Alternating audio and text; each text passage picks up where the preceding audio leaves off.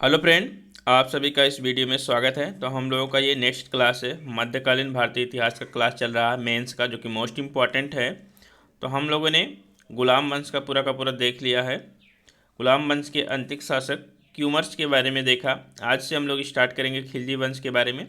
तो खिलजी वंश के बारे में महत्वपूर्ण जितने भी शासक हैं उनके बारे में देखेंगे। इसके बाद धीरे धीरे करते हुए पूरा का पूरा हम लोग दिल्ली सल्तनत को ख़त्म करेंगे। तो खिलजी वंश के संस्थापक कौन थे आपके? तो जलालुद्दीन खिलजी जी थे, जो कि एक तुर्क सुल्तान भी थे। और इनका शासनकाल चलता है कब तक? तो 1290 से 1320 तक। सबसे कम उम्र तक यदि पूछा जाए तो सबसे कम वर्षों तक मात्र 30 वर्ष तक शासनकाल था खिलजी वंश का, याद रखिएगा, मोस्ट इंपॉर्टेंट है। और सबसे ज़्यादा पूछा जाए तो तुगलक वंश का था। कितना? तो तुगलक वंश का शासनकाल था 94 वर्षों का। तो 94 वर्षों का शासनकाल था तुगलक का।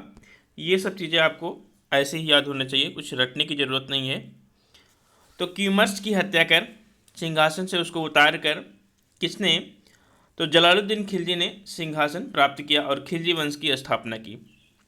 इससे पहले जलालुद्दीन खिलजी कहा जाता है कि बलबन के समय में ही, उससे पहले ही वो खिलजी वंश के शासक हुआ करते थे। तो वो इन सब की क्या करते थे? सहायता किया करते थे, सेनापति हुआ करते थे।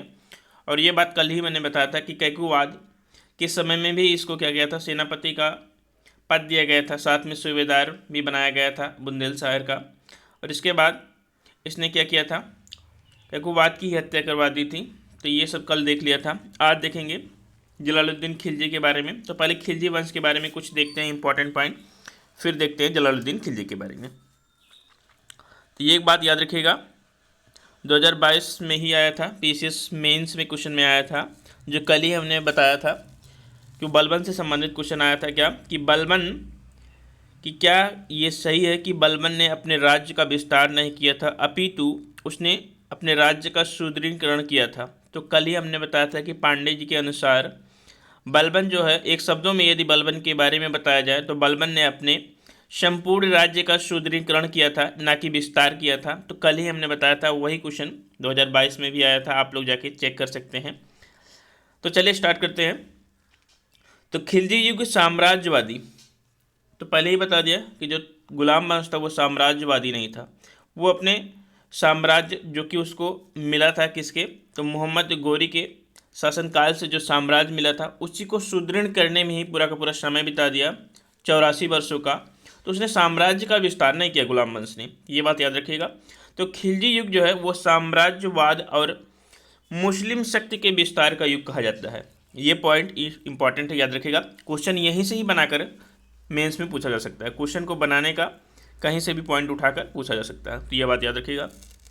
साथ में इस युग में शासन व्यवस्था में गंभीर परिवर्तन किए गए और उसने भारतीय मुसलमानों का सहयोग लिया। क्योंकि कल ही बताया था कि बलबन जो है वो भारतीय मुसलमानों का सहयोग नहीं लिया करता था, क्योंकि वो कहता था कि जब भी हम किसी नीच व्यक्ति को देखते हैं तो मेरी आंखें इतनी झल्ला जाती हैं कि मन करता कि मेरी हाथ जो है वो जाकर मेरे तलवार पर पड़ती है। तो वह हमेशा तुर्क सरदारों को ही नियुक्त किया करता था, जो उच्च वर्ग के हुआ करते थे। तो इस युग में आते आते खिलजी वंश में क्या हुआ कि शासन व्यवस्था में गंभीर परिवर्तन हुए और क्या हुआ? भारतीय मुसलमानों का सहयोग लिया गया, तभी जाकर अलाउद्दीन खिलजी का एक महान साम्राज्य स्थापित होता है। उसके बारे में देखेंगे कल, अलाउद्दीन खिलजी के बारे में। आज देखेंगे पूरा का पूरा जलालुद्दीन खिलजी के बारे में। आगे देखते हैं। तो अलाउद्दीन खिलजी ने क्या किया था? तो अलाउद्दीन ने सिंहासन पर अधिकार किया, किसके कारण? तो सिंहासन पर सबसे बड़ी पॉइंट ये है कि उसने ना तो वंशानुगत से सिंहासन प्राप्त किया, ना तो किसी सरदार या अमीर या उलेमा के चुनाव के द्वारा, ना किसी षड्यंत्र। उसने अपनी शक्ति से क्या किया? अपनी शक्ति के आधार पर सिंहासन को प्राप्त किया। किसने? जलालुद्दीन खिलजी ने। ये बात याद रखिएगा, खिलजी वंश के कोई भी शासक ने उलेमा को स्वीकार नहीं किया था, खलीफा के पद को स्वीकार नहीं किया, खलीफा से अपनी स्वीकृति प्राप्त नहीं की। ये बात याद रखिएगा, इंपॉर्टेंट है। साथ में ये जो आपका जलालुद्दीन खिलजी है, ये सरदारों और कुछ जो आपके सरदार हुआ करते थे, तुर्की सरदार, और दिल्ली के नागरिकों के भय से क्या किया? इसने दिल्ली में अपना राज्याभिषेक नहीं करवाया। इसने अपना राज्याभिषेक कहाँ पर जाकर किया है? तो जो कैकुवाद ने किला खेरी बनवाया था वहाँ पर जाकर क्या किया? अपना राज्याभिषेक करवाता है। तो उसके बारे में देखते हैं। तो खिलजी शक्ति निर्माण न जनसाधारण की सहायता से था, न सरदारों की सहायता से, न ही उलेमा वर्ग के विचार, या जो उलेमा वर्ग धार्मिक मुसलमान वर्ग हुआ करते थे तो उनके किसी भी सहायता से इसने अपने शक्ति का निर्माण नहीं किया, स्वयं अपनी शक्ति का निर्माण किया गया, किसी की सहायता की आवश्यकता नहीं हुई खिलजी वंश में। खलीफा ने अपने पद की स्वीकृति भी नहीं ली, तो खलीफा से अपने पद की स्वीकृति भी नहीं लिया खिलजी वंश के शासकों ने। देखते हैं जलालुद्दीन खिलजी के बारे में, बहुत इंपॉर्टेंट है, इसके बारे में कुछ इंपॉर्टेंट पॉइंट है। आप लोग जलालुद्दीन खिलजी को तो ऐसे ही छोड़ देते हैं, लेकिन कुछ इंपॉर्टेंट पॉइंट है जो कि पूछे जा सकते हैं प्रीलिम्स में। आईएएस प्रीलिम्स में पूछा गया था जलालुद्दीन खिलजी के ही बारे में, उसमें एक ऑप्शन ये दिया गया था कि जलालुद्दीन खिलजी का पुत्र अलाउद्दीन खिलजी उसको मारकर गद्दी पर बैठता है, तो ये बात पूछा गया था। लेकिन आपको ध्यान में रखना है जलालुद्दीन खिलजी का पुत्र अलाउद्दीन खिलजी नहीं था, वो उसका भतीजा था, मतलब अलाउद्दीन खिलजी के चचा थे कौन, जलालुद्दीन खिलजी। तो सारी चीज़ें आपको याद होनी चाहिए पॉइंट टू पॉइंट, इसको अच्छे से पढ़ने के बाद ही याद होता है। देखते हैं, तो जलालुद्दीन खिलजी ने उपाधि धारण की थी शाइस्ता खां की, किसने दिया था, तो कैकुवाद ने दिया था। जब सेनापति नियुक्त किया गया उसके बाद शाइस्ता खां की उपाधि दिया था कैकुवाद ने इसको। साथ में आरिज ए मुमालिक की उपाधि भी दिया था, सेना मंत्री कैकुवाद ने दिया था। राज्याभिषेक इसका कहाँ पर हुआ, तब कैकुवाद द्वारा निर्मित किलोखरी के महल में। तो किलोखरी का महल किसने बनवाया था, ये क्वेश्चन पूछा जा सकता है, तो कैकुबाद ने बनवाया था। राज्याभिषेक कहाँ पर किया, तो किलोखरी के महल में किया। दिल्ली में क्यों नहीं किया, क्योंकि उस समय ये दिल्ली के नागरिकों से क्या था, दिल्ली के नागरिक इसको सरकार ने मतलब क्या कहते हैं उसको, क्या नहीं मानते थे, सरदार नहीं मानते थे इसको, सिंहासन पे सुल्तान नहीं मानते थे। साथ में जो तुर्की सरदार थी वो भी इससे असंतुष्ट थे। तो इन्हीं के भय से क्या हुआ, ये डर कर किलोखरी के महल में जाकर अपना राज्याभिषेक करवाता है। लेकिन क्या हुआ, कुछ ही समय के बाद तुर्की सरदारों और दिल्ली के नागरिकों ने इसको आमंत्रित किया और दिल्ली आने के लिए, तब फिर ये दिल्ली आता है और अपना सुल्तान का पद प्राप्त करता है। तो ये बात याद रखिएगा। सबसे इंपॉर्टेंट पॉइंट ये है कि 70 वर्ष का वृद्ध व्यक्ति था। तो यदि पूछा जाए दिल्ली सल्तनत का सबसे वृद्ध व्यक्ति कौन था, तो जलालुद्दीन खिलजी था, याद रखिएगा। और 70 व्यक्ति जब वर्ष का वृद्ध कोई व्यक्ति होगा तो उसके अंदर की भावना ही युद्ध न करने की होगी, क्योंकि वो वृद्धावस्था में जा चुका है, तो उसके अंदर इतना साहस या कह लीजिए इतना उसके अंदर इतने ब्लड में इतना उत्साह नहीं है कि वो युद्ध कर सके, इसलिए इसने उदारता को अपनाया। तो इसका एक कहना है। साथ में शांतिपूर्ण जीवन व्यतीत करने की इच्छा रखता था, ये युद्ध करने की इच्छा नहीं रखता था, किसी को परेशान करने की इच्छा नहीं रखता था, तो शांतिपूर्ण जीवन व्यतीत करने की इच्छा रखता था। ये इसकी उदारता का पहचान है, लेकिन उसको एक कठोरता का भी, एक क्रूरता का भी पहचान मिलता है, उसको बारे में देखेंगे अभी। तो जलालुद्दीन ने क्या किया, तो जलालुद्दीन ने बलबन के संबंधी हो, तो जितने भी बलबन के समय में संबंधी हुआ करते थे, जो तुर्क सरदार हुआ करते थे, उनको क्या किया, संतुष्ट करने की नीति अपनाई। जो जहाँ पर था, जैसे पद पर था, उसको दे दिया कि आप अपना पद संभालिए, मुझे इसमें हस्तक्षेप करने की कोई ज़रूरत नहीं है। तो उसने उनसे उदारता का व्यवहार किया, जिसको जौन था, जैसे आपका मोहम्मद फ़खरुद्दीन जो कोतवाल हुआ करता था दिल्ली में, उसको कोतवाली ही दे दिया, दिल्ली का कोतवाल बना दिया। मलिक छज्जू जो कि बलबन का भतीजा था, उसको काड़ा मानिकपुर का जागीरदार या सूबेदार बना दिया गया। ख्वाजा खातिम को वजीर का पद दिया गया, पहले से वजीर के पद पर था, तो जो जैसा था उसको उसी के पद पर आसीन कर दिया, किसने, तो जलालुद्दीन खिलजी ने। लेकिन उसके समय मलिक छज्जू ने ही विद्रोह किया, तो उसके समय के कुछ विद्रोह हुए, अलग अलग शासकों ने विद्रोह किया, तो उनके बारे में देखते हैं एक-एक करके। तो मलिक छज्जू का विद्रोह कब हुआ है, तो 1290 में, अगस्त 1290 में मलिक छज्जू ने विद्रोह किया, किसके विरुद्ध, तो जलालुद्दीन खिलजी की। याद रखिएगा, उसने उपाधि धारण की थी सुल्तान मुगीसुद्दीन। तो सुल्तान मुगीसुद्दीन की उपाधि धारण की थी मलिक छज्जू ने, जो कि बलबन का भतीजा था। अपने नाम के सिक्के चलाए और खुतबा पढ़वाया था इसने। तो खुतबा किसने पढ़वाया, तो मलिक छज्जू ने भी खुतबा पढ़वाया था, याद रखिएगा। सबसे पहले खलीफा से पद को स्वीकृत किया था किसने, तो इल्तुतमिश ने, ये भी याद रखिएगा। अब उसके समय के विद्रोह कौन कौन से हुए, तो विद्रोह किस प्रकार हुआ उसके बारे में देखते हैं। तो मलिक छज्जू की सहायता करने के लिए अवध का सूबेदार अली हातिम खां, तो अली हातिम खां, साथ में दोआब के हिंदू शासक बदायूं के मलिक बहादुर और आलम गाजी, इन सभी ने क्या किया, मलिक छज्जू की सहायता की युद्ध में। साथ में इधर को देखा जाए तो आपके जलालुद्दीन और उसका पुत्र अरकली खां, दो लोगों ने युद्ध किया, दोनों ने साथ में मिलकर युद्ध किया। लेकिन उसके पुत्र ने क्या किया, बदायूं में ही मलिक छज्जू को परास्त कर दिया।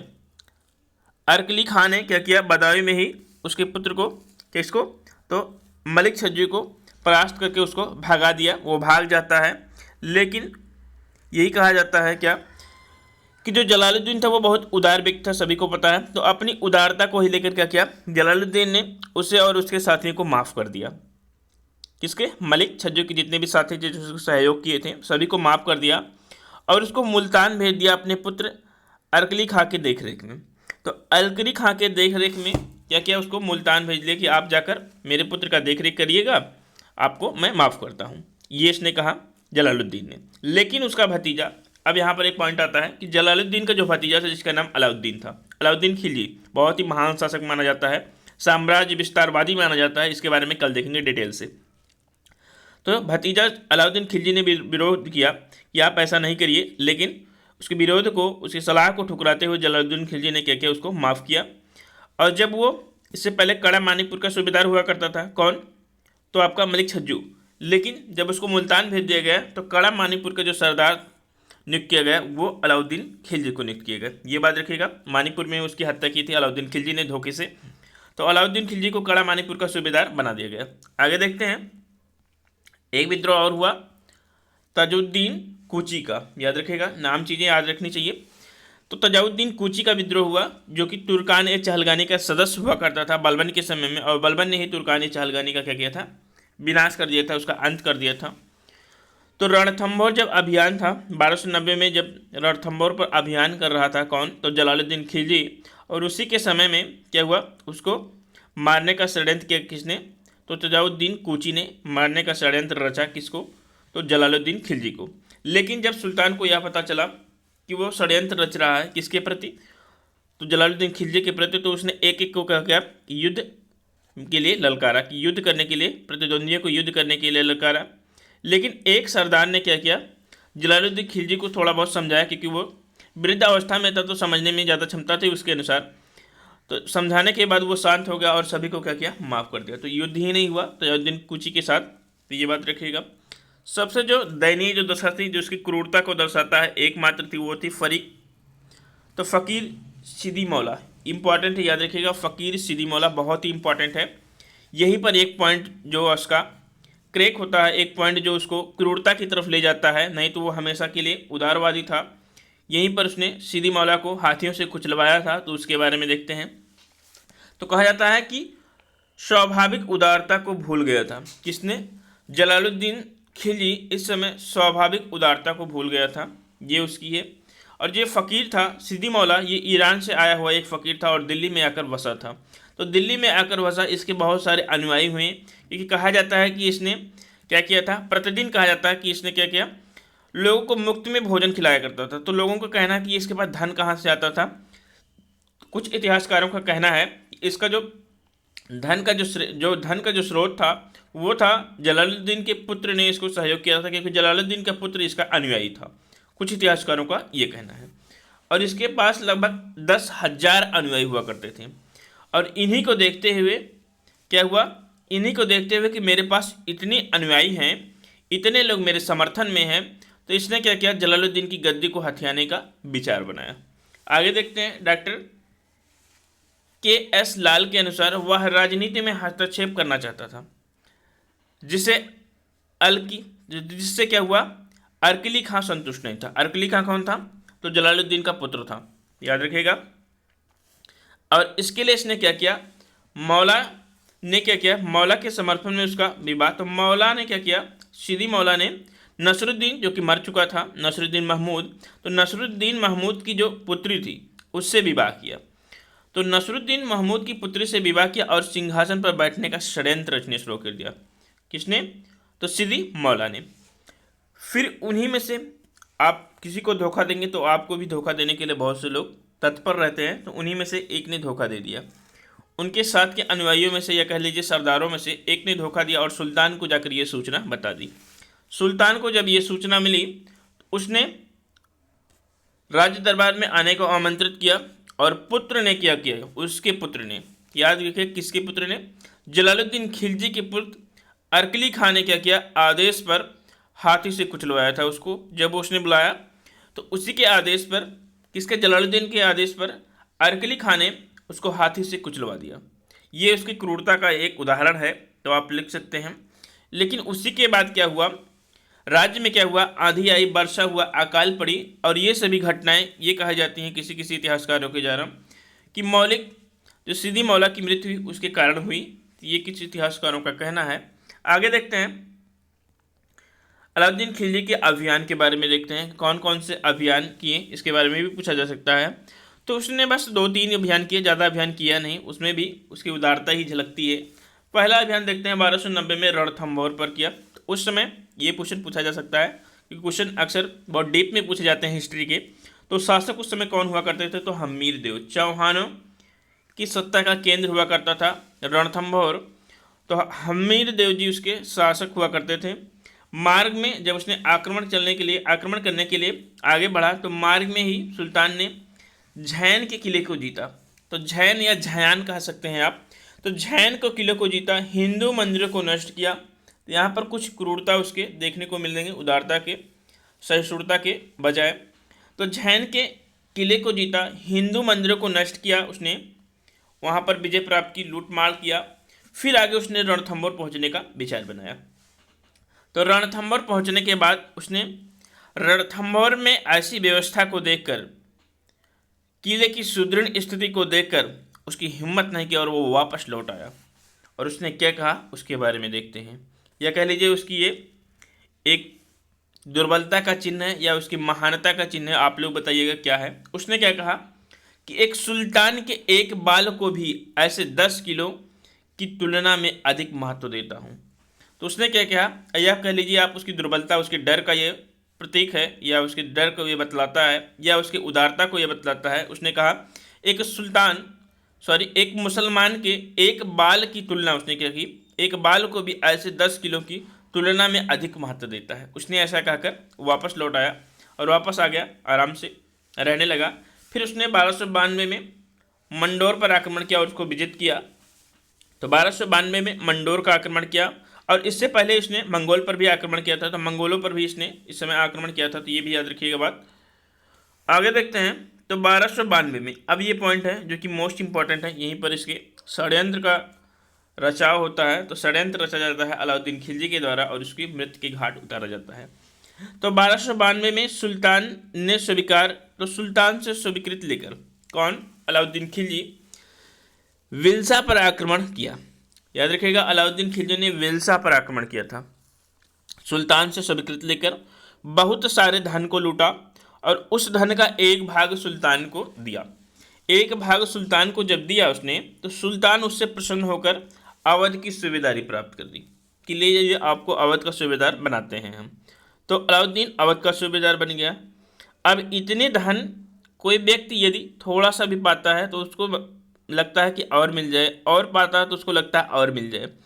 तो इतने धन प्राप्त करने के बाद अलाउद्दीन खिलजी की लालसा और बढ़ी, लालच या कह लीजिए और बढ़ा।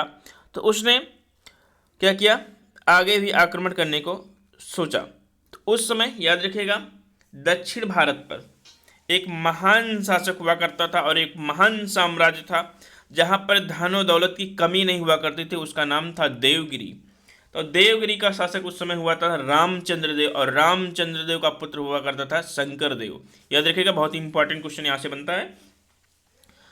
तो उसने सुना कि दक्षिण भारत का एक राज्य है देवगिरी, जहाँ पर धन की कमी नहीं है, और अभी तक पूरे सल्तनत काल में या कह लीजिए अभी तक किसी ने दक्षिण भारत पर कभी आक्रमण करने की विचार भी नहीं बनाया था। तो अलाउद्दीन खिलजी ने विचार बनाया देवगिरी पर आक्रमण करने की और वहाँ की संपत्ति को लूटने का, क्योंकि संपत्ति जब धन होगा तो आप गौरवशाली, प्रभावशाली बनेंगे, आपके पास शक्तियाँ बढ़ेंगी। तो उसी का विचार बनाकर उसने देवगिरी पर आक्रमण करने का निश्चय किया। याद रखिएगा, और उसने सुल्तान से स्वीकृति मांगी देवगिरी का नहीं, चंदेरी पर आक्रमण करने का। ये उसकी चालाकी थी। उसने डायरेक्ट ये नहीं बोला कि मैं देवगिरी पर आक्रमण करने जा रहा हूँ, उसने कहा कि मुझे केवल चंदेरी पर आक्रमण करने की स्वीकृति दीजिए, और बाकी बातें उसने गुप्त रखी, छुपा दी। अब क्या हुआ आगे, तो जब उसने चंदेरी पर आक्रमण करके आगे बढ़कर उसने देवगिरी पर आक्रमण किया। तो उस समय देवगिरी का शासक हुआ करता था रामचंद्र देव। तो उस समय जब वो आक्रमण करने जा रहा था तो इसके पास करीबन 8, कुछ इतिहासकारों का कहना है करीबन 8,000 सैनिक थे अलाउद्दीन खिलजी के पास। सैनिक को ले जाकर उसने आक्रमण किया किस पे, तो रामचंद्र देव पर। और रामचंद्र देव को ये कहने के लिए कहा कि ये तो 8,000 सैनिक हैं, आगे पीछे अभी 20,000 सैनिक और आ रहे हैं। ये सब सुनकर रामचंद्र देव चकित हुआ और उसने क्या किया, इसे संधि करने की बात कही। तो संधि उसने करने की बात कही, लेकिन उसका जो पुत्र था वो था कौन, शंकरदेव। ये सुनकर शंकरदेव बहुत ही क्रोधित हुआ और उसने वो संधि कर वापस ही जा रहा था। तो शंकरदेव ने इसको युद्ध के लिए फिर से ललकारा। युद्ध के ललकारा तो शंकरदेव और जब अलाउद्दीन के बीच युद्ध होने का था और उसी समय एक अन्य शासक अलाउद्दीन की दुर्बलता को समझकर उसकी तरफ सहायता करने के लिए आने लगा। अब इसी समय जब शंकरदेव ने देखा कि एक अन्य सेना आ रही है तो उसके समझ में ये आया कि जो अलाउद्दीन खिलजी ने पहले से कहा था कि उसकी 20,000 सैनिक अभी आ रही है, वो ये समझकर कि 20,000 सैनिक आ रही है अब देखकर वो भाग खड़ा हुआ।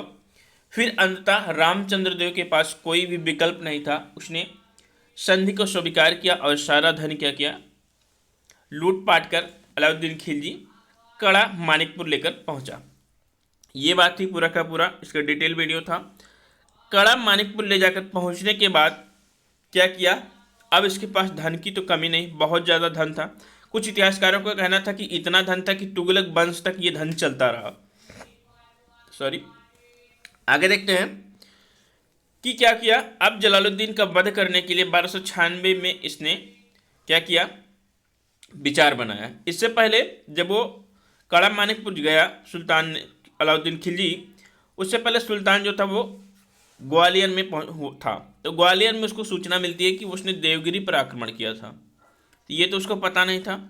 हालांकि जब उसको पता चला फिर आगे क्या हुआ, उसी समय अलाउद्दीन खिलजी ने अपने भाई को क्या किया, एक संदेश भेजने के लिए जलालुद्दीन खिलजी के पास पहुंचाया कि अलाउद्दीन खिलजी आपसे मिलना चाहते हैं और आपको सारा का सारा लूटा हुआ धन वापस करना चाहते हैं और आपसे माफ़ी मांगना चाहते हैं, क्योंकि वो बिना बताए आपसे क्या किए थे, युद्ध किए थे देवगिरी पर। तो ये सब सोचकर, क्योंकि उसका जो भाई था वो इतने मार्मिक भाव से सुल्तान को समझाता है कि सुल्तान जो है, क्योंकि कहते हैं जब किसी की मृत्यु पास होती है ना तो उसके दिमाग में कुछ चलता नहीं है, कुछ काम नहीं करता उसका दिमाग। तो उसका विश्वास कर इसने क्या किया, अलाउद्दीन खिलजी से मिलने का विचार बनाया और मानिकपुर पहुंचा। मानिकपुर पहुंचने से पहले जब गंगा नदी को पार किया तो अलाउद्दीन खिलजी ने कहा कि मैं अकेला हूं, मेरे पीछे कोई सेना नहीं है, तो आप भी आपके कुछ जो आपको विश्वास पात्र सेना है उनको लेकर निर्वस्त्र, मतलब निर्वस्त्र नहीं, निर्यास्त्र मतलब बिना अस्त्र के आइए। तो बिना अस्त्र के आइए। तो अलाउद्दीन खिलजी ने ऐसा कहकर जलालुद्दीन खिलजी को अपने पास बुलाया। तो जलालुद्दीन खिलजी जब पहुंचता है उसके पास, तो पहुंचने के बाद उसने क्या किया, उसके पैरों पर पड़कर उसने माफ़ी मांगी। माफ़ी मांगकर उसको अपने गले लगाया। गले लगाने के बाद वो जैसे ही मुड़ा तो उसने अपने एक सैनिक को क्या किया, इशारा किया उसको मारने के लिए। तो उसके सैनिक ने क्या किया, उसके खंजर से उस पर वार किया। खंजर पर वार करने के बाद जब अलाउद्दीन खिलजी गिर गया तो उसी के एक अन्य सैनिक ने उसका क्या किया, गला काट कर उसकी मृत्यु कर दी वहीं पर, और अन्य सैनिकों को भी वहीं पर मार दिया और मृत्यु के घाट उतार दिया।